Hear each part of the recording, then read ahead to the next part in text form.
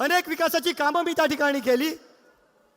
त्या ठिकाणी शेतकऱ्यांच्या प्रश्नावर 2 वेळा माझं निलंबन सुद्धा झालं। आणि प्रामुख्याने सांगू इच्छितो 2009 ते 14 जेव्हा माझं निलंबन झालं सभागृहामधून शेतकऱ्यांचे प्रश्न मांडताना, त्यावेळी एक वर्षासाठी जे निलंबन झालं त्यावेळी माझ्या पाठीशी खंबीरपणे मुख्यमंत्री एकनाथजी शिंदे साहेब सुद्धा उभे होते। आणि माझं निलंबन एकट्याचं नव्हतं झालं, तर 17 आमदारांचं निलंबन झालं होतं। आणि त्या 17 आमदारांमध्ये हा शिवसेनेचा डाण्या वाघ एकनाथजी शिंदे साहेब सुद्धा होते। आणि म्हणून कोण म्हणतं शेतकऱ्यांच्या प्रश्नावर माननीय मुख्यमंत्र्यांना जाण नाही? साहेब, मी प्रत्येक गावामध्ये काम केलं। आज 250 गावं, दोन्ही शहरं, दर्यापूरमध्ये क्रीडा संकुल असेल, नरदोड्यामध्ये पशुवैद्यकीय दवाखाना असेल, त्या ठिकाणी जवळामधून गाव आहे ज्या ठिकाणी 3 मुलं पुलामध्ये वाहून गेले होते। आमदार झाल्या 2,15,00,000 रुपयाचा पूल आमदार झाल्या त्या ठिकाणी बनवला। साहेब, विकासाची कामं भरपूर तेव्हा झाली, परंतु आज आपल्या आशीर्वादामुळे या पक्षाचा राष्ट्रीय सचिव म्हणून काम करत असताना मी जो शब्द आपल्याकडे टाकला तो शब्द आपण झेलला। साहेब, आपण आजपर्यंत या 6 महिन्यामध्ये MREGS पांढर रस्त्याचे शेत रस्ते, जे खऱ्या अर्थानं अतिशय वाईट परिस्थिती आहे, 60 करोडचा निधी माननीय मुख्यमंत्र्यांनी आपल्या दर्यापूर अंजनगावसाठी दिला।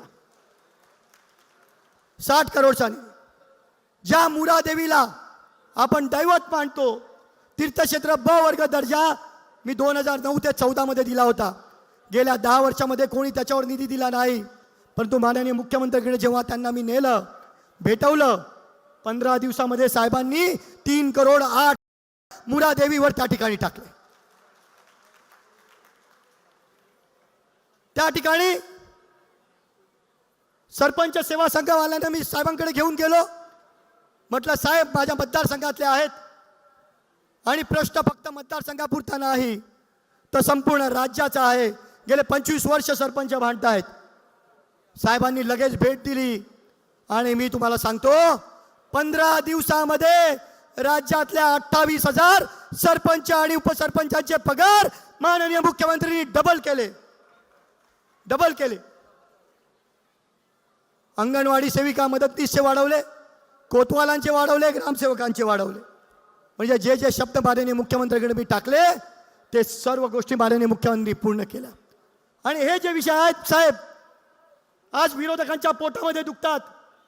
विरोधकांकडे कुठलाही मुद्दा नाही आणि म्हणून कुठल्या ना कुठल्या पद्धतीने लोकांमध्ये भ्रम पसरवण्याचा प्रयत्न त्या ठिकाणी विरोधकांमार्फत होतो।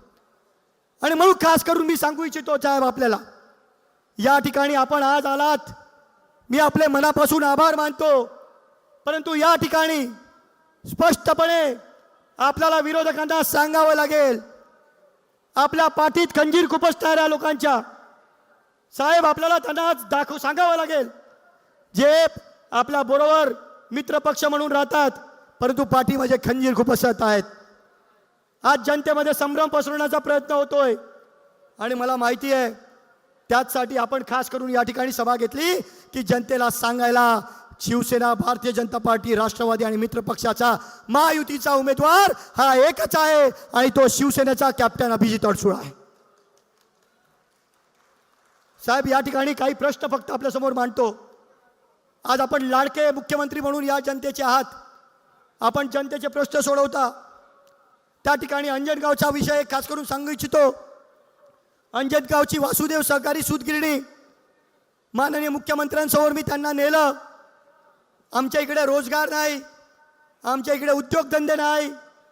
साहेबांना भेटवल्या भाग भांडवलासाठी माननीय मुख्यमंत्र्यांनी लगेच तात्काळ 18 करोड रुपये त्या ठिकाणी मंजूर केले।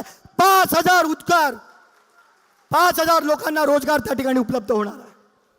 आणि म्हणून असे मुख्यमंत्री आपल्याला लाभलेले आहेत आणि भविष्यातही आपणच त्या ठिकाणी मुख्यमंत्री असाल म्हणून काही एक नाव कामाची यादी आपल्यासमोर आताच सांगून ठेवतो, जेणेकरून मुख्यमंत्री झाल्यावर आमच्या दर्यापूर आणि अंजनगाववाल्यांना ती कामं लगेच मिळतील। एक तर आमच्या शिवाजी महाराजांचं स्मारक आपण ते जागा सुद्धा दिलेली आहे, तो प्रश्न लवकरात लवकर घ्यावा. अंजनगावची सूतगिरणी झाली, त्या ठिकाणी 5,000 रोजगार उपलब्ध आहेत. दर्यापूरला सूतगिरणी, आमची सहकारी सूतगिरणी बंद पडली आहे, MSC बँकेकडे गाण पडलेली आहे. तिच्यासाठी मला साहेब 25 करोड तुमच्याकडून लागतील. मुख्यमंत्री झाल्या आपण त्याच्यासाठी 25 करोड द्यावे आणि ती सुद्धा सूतगिरणी चालू करून घ्यावी. दर्यापूरला मी क्रीडा संकुल चालू केला, त्या पद्धतीने अंजनगावला सुद्धा एक क्रीडा संकुल आम्हाला पाहिजे. खास करून विषय एक शेतकऱ्यांचा महत्त्वाचा एक विषय आहे साहेब. कापसाला आमच्या दर्यापूरमध्ये त्या ठिकाणी शेतकऱ्याच्या कापसाला कीड लागली आहे आणि मोठ्या प्रमाणावर नुकसान झालंय. आजही आपण त्या ठिकाणी मुख्यमंत्री आहात, तो प्रश्न फार गांभीर्याने घेण्यासारखा आहे साहेब. आपण कलेक्टरला तसे आदेश द्यावे, त्या ठिकाणी सर्वे करून माझ्या शेतकरी बांधवाला न्याय द्यावा, ही एक मागणी मी आपल्याला आजही करतो साहेब. दुसरा एक महत्त्वाचा विषय, कोळी बांधव मोठ्या संख्येने माझ्या मतदारसंघामध्ये राहतो, ते आपल्याला भेटण्यासाठी सुद्धा येणार होते, परंतु काही कारणास्तव ते तुमच्यापर्यंत पोहोचू शकले नाही. काल हजारो कोळी बांधव मला भेटले आणि त्यांनी सांगितलं मुख्यमंत्री आपल्याकडे येत आहेत. मुख्यमंत्र्यांनी आमचा प्रश्न मांडला. मी सभागृहामध्ये सुद्धा आधी हा प्रश्न मांडलेला आहे, परंतु विरोधी सरकार होतं, तो प्रश्न सुटला नाही. आणि म्हणून खास करून सांगू इच्छितो साहेब, आमचा फार महत्त्वाचा प्रश्न आहे. कोळी बांधवांना ST मध्ये आधी रिझर्वेशन होतं, राखीव होतं, परंतु ते काँग्रेस सरकारने पाप केलं आणि STचं रिझर्वेशन काढून त्यांना OBC मध्ये टाकलं. हे फार मोठं महापाप त्या ठिकाणी झालंय. त्यांना पुन्हा एकदा कोळी समाजाला आपल्याला ST मध्ये सामावून घ्यायचंय, हा एक गंभीर विषय त्या ठिकाणी आहे साहेब. एक विषय महत्त्वाचा आहे, बारी समाज आमचा अंजनगावचा जो पानपिंपरी लावतो, संत रूपलाल महाराजांना दैवत समजतो, त्यांच्या स्मारकासाठी सुद्धा आपल्याकडून मोठ्या निधीची आम्हाला गरज आहे. अंजनगावची जनता तुमच्या पाठीशी राहील. आणि अजून एक विषय आहे साहेब, संत रूपलाल महाराजांच्या नावानी एक आपण महामंडळ स्थापन केलंय, परंतु त्याला उपकंपनी आपण बनवलंय.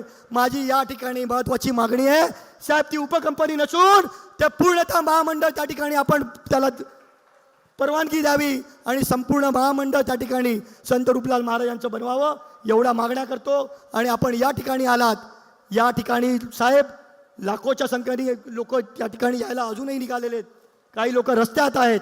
आणि म्हणून आपल्याला सांगू इच्छितो साहेब, जनतेचे प्रश्न या ठिकाणी आहेत, ते आपण नक्की मग पूर्ण करालच, परंतु या ठिकाणी काही लोक संभ्रम निर्माण करण्याचा प्रयत्न करतात. तो नक्की संभ्रम आपण नक्की पसरवल्याशिवाय संपवल्याशिवाय राहणार नाही. आणि जे विरोधक आहेत, जे महायुतीच्या विरोधात काम करतायत, त्यांना महायुतीतून दूर फेकल्याशिवाय आपण राहणार नाही, ही मला खात्री आहे. आणि म्हणून एवढंच बोलतो, आपल्याला अजून 7 सभा आहेत, जास्त वेळ घेणार नाही. आपण या ठिकाणी आलात, आपले खरं मनापासून धन्यवाद मानतो. माझ्या शब्दांना विराम देतो. जय हिंद, जय महाराष्ट्र.